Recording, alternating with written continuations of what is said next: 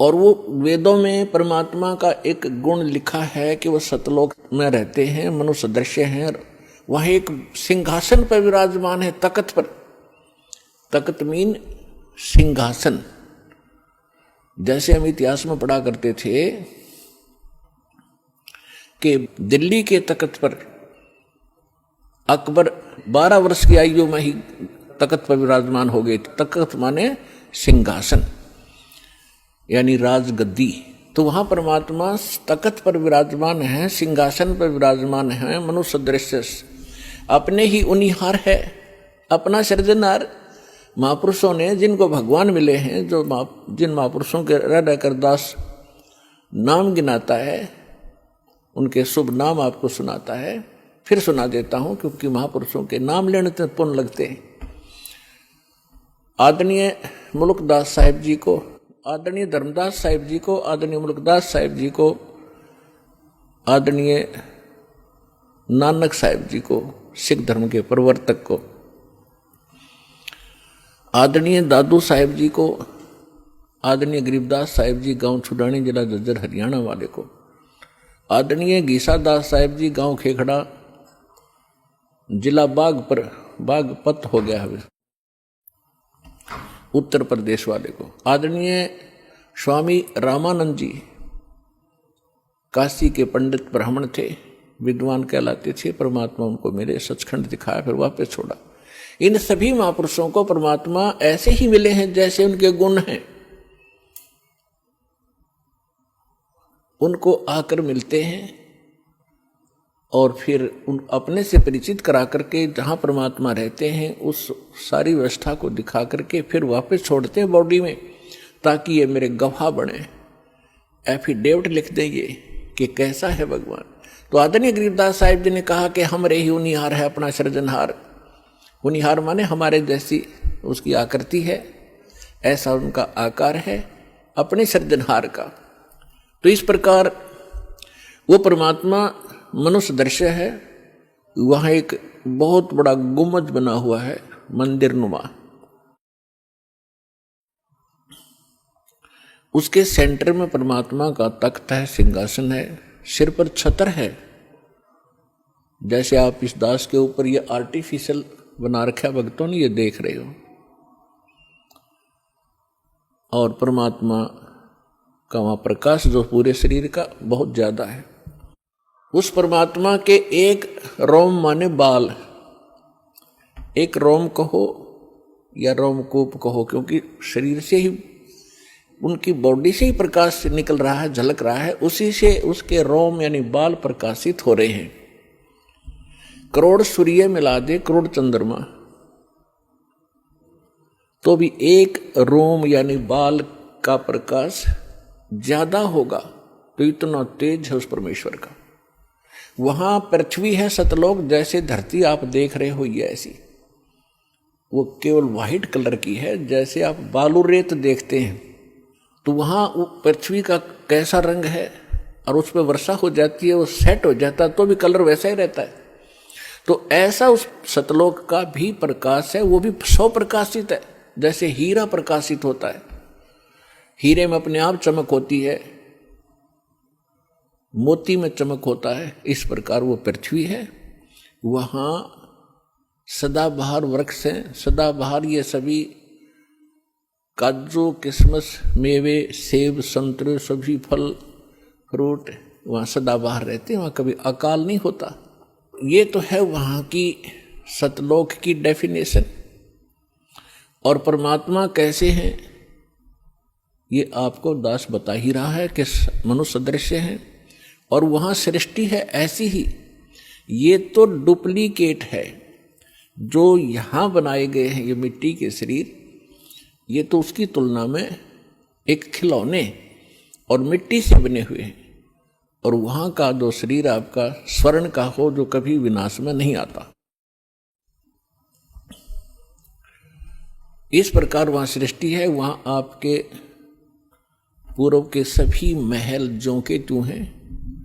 प्रत्येक व्यक्ति की एक विशेष टेंडेंसी है, एक वृत्ति है, जरा सा कोई अच्छी पोस्ट बन जाती है, उसको प्राप्त हो जाती है, या कोई धन चोखा मिल जाता है, बढ़िया कोठी बनाऊं बहुत लंबी चौड़ी ऊपर नीचे, और आगे पार्क हो, पार्क में फिर आगे बगीचा हो, एक साइड में तालाब हो, झूले डाल रखे हों, और फुहारे बनाता है आर्टिफिशियल के, कभी कभी फुहार भी डालूं, तो ये बनावटी है।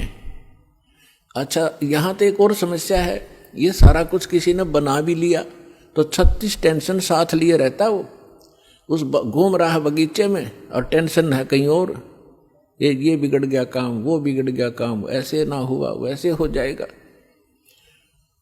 तो उसने वहाँ एक डुप्लीकेट बना भी लिया तो भी उसका सुख प्राप्त नहीं है उसको, व्यक्ति को। और सतलोक के अंदर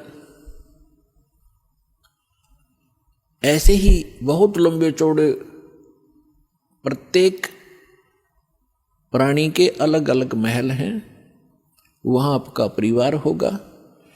आपको कितने अच्छे लगते हैं अपने माता पिता, भाई बहन, अंकल चाचे ताऊ और बच्चे, रिलेटिव। और यहाँ ठीक है, अच्छे तो लगेंगे क्योंकि अच्छे हैं, और कल मृत्यु हो जा, टक्कर मारते रहो, कभी भी जीवन में आप उनको नहीं देख सकते फिर। तो ये अच्छा लगते हुए भी व्यर्थ है, और वहां जाओगे आपके सारे सुख होंगे, वहां कभी मृत्यु नहीं होगी। कोई व्यक्ति नहीं चाहता मैं वृद्ध हूं, वृद्ध अवस्था प्राप्त हो, बूढ़ा हूं, और बूढ़े हो गए। कोई नहीं चाहता मैं मरूं, और मृत्यु डेफिनेट। तो ऐसी धारणा क्यों आपकी? क्योंकि आप पहले ऐसे लोक में रहते थे जहां ना वृद्ध अवस्था है और मृत्यु नहीं है। वहां ये 5 तत्वों का बना हुआ पुतला नहीं है, इसमें कभी बीपी हाई है, कभी लो है, कभी राग खींच रहा है, कभी द्वेष। राग द्वेष वहां होता है जहां समानता नहीं होती, और वहां समानता है एक परमात्मा को छोड़कर। सबके एक जैसे बॉडी हैं, एक जैसा सबके महल हैं, एक जैसा खान पान है, कोई उसमें अंतर नहीं, और कोई अभाव नहीं किसी वस्तु का। तो राग द्वेष और इस तरह के जो रोग होते हैं, ये किसी त्रुटि के कारण होते हैं। तो आप जी उस स्थान को छोड़कर गलती से यहां आ चुके हो, और यहां आपका कोई ठिकाना नहीं। जिन महापुरुषों को परमात्मा मिले उन्होंने बताया है, आगे गए ना बावड़े, बावड़े माने वापस नहीं आए। पहले जो चले गए उन्होंने आकर बताया नहीं हमारे साथ क्या बीती, और रहते भी सब जाही, बिन साहेब की बंदगी कहीं ठोर ठिकाना नहीं। पहले चले गए, उनका तो पता नहीं क्या बुरा हाल हुआ या अच्छा हुआ, उन्होंने तो कोई आके हमें संदेशा दिया ही नहीं, और ऐसे ही शेष हैं वो चले जाएंगे। तो गरीबदास साहिब जी कह रहे हैं कि बिन परमेश्वर की भक्ति कहीं ठोर ठिकाना ना। जैसे आज कोई प्रधानमंत्री है किसी कंट्री का, वैसे तो सुख नाम की यह चीज नहीं है, पर हमने उसको घना बड़ा मान रखा है क्योंकि हम जीव संज्ञा में हैं। और कल वो प्रधानमंत्री सतभक्ति नहीं करता है और मृत्यु को प्राप्त हो जाता है, तो कहां गया वो सुख? आगे क्या होगा इन बच्चों को पता नहीं जो खिलौनों से खेल रहे, ये मिट्टी के महल बना बना कर इसमें खुश हो रहे हैं, इनको पता नहीं, क्योंकि भगवान ने आकर बताया, वो ज्ञान दास सुना रहा है। उसके आधार से हमें भविष्य का दिखाई देने लग गया कि आगे क्या होगा इसके साथ। उसके विषय में परमात्मा ने बताया है कि कबीर हरि के नाम बिन ये राजा रसब हो, रसब माने खच्चर, जिसपे अच्छा वजन लोड कराया जाएगा देगी तरह बोरे में, राजा रसब हो और माटी लदे कुमार के, और घास न डाले कोई। गधे के साथ एक और समस्या होती है, सारा दिन काम को मार लेता है, शाम को बनी में छोड़ देता है, घास खुद चर के आता है बाहर, फिर उसका कान फिर पकड़ लाता है जब काम की आवश्यकता होती है। तो पुण्यात्माओं, परमात्मा ने ये जो ज्ञान दिया है आपको सतर्क करने के लिए दिया है, ना कि किसी की इंसल्ट करने के लिए। आप बालक हो, वो परमात्मा है, आप उसकी आत्मा हो, आप उसके बच्चे हो। अपने बच्चों को समझाने के लिए परमात्मा ने ना जाने कितने छल छिद्र करने पड़ते हैं, किस प्रकार के ज्ञान आपको सुनाने पड़ते हैं, क्योंकि आपने काल की भांग पी रखी है। कबीर ये माया अटपटी, सब गट आने अड़ी, किस किस को समझाऊं ये कुए भांग पड़ी। जैसे कोई शराब के ठेके पर आपने देखा हो कभी, चाहे 20 आदमी घूटी ला कर आ रहे हो सामने, सबकी एक जैसी भाषा, एक जैसी चाल, एक जैसी बोली रहेगी। तो हमने इस काल की इस त्रिगुणमयी माया की भांग पी रखी है। यहाँ के इन तीनों गुणों के दबाव से हम जो जो कार्य यहाँ चाहते हैं करते हैं, यह भांग है। और सभी एक जैसी वृत्ति होगी, क्योंकि सबने एक का कुएं की भांग पी रखी है। वो ज्ञान सुनने को मिला ही नहीं आपको। अब ये ज्ञान मिला है जो इस भांग को उतारेगा, ये एंटीबायोटिक है, और ये ज्ञान सतगुरु ही दे सकता है। और सतगुरु परमात्मा ही होता है।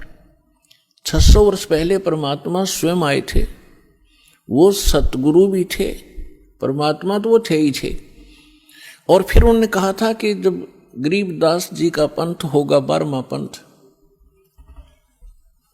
उसमें काल अपना जाल जरूर फैलाओगा, लेकिन 12वें पंथ में परमात्मा ने कहा था हम फिर आएंगे। अब परमात्मा नहीं आए तो दास भेज दिया अपना, वही पावर वही ज्ञान दास के अंतःकरण में फीड कर दिया, जो दास आपको आज वर्षा कर रहा है उस अमृत ज्ञान की।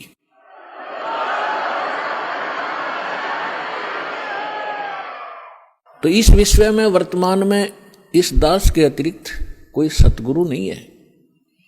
और सतलोक आश्रम बरवाला जिला हिसार के अतिरिक्त कहीं सत्संग नहीं है। ये चाहे अनजान व्यक्ति प्रथम बार सुनाइए सोचे रामपाल अभिमान करे, रामपाल को अभिमान तो आसपास नहीं है, लेकिन ये सच्चा ज्ञान जरूर है। और यह सत्य है जो दास एक एक शब्द बोल रहा है। ये कुछ दिन के बाद आपका सारी अच्छी लगेंगी, सुहा जाएंगी, आपको स्वीकार्य भी होंगी। जब ये आपकी भांग उतर जाएगी, काल की अज्ञान आपका हट जाएगा,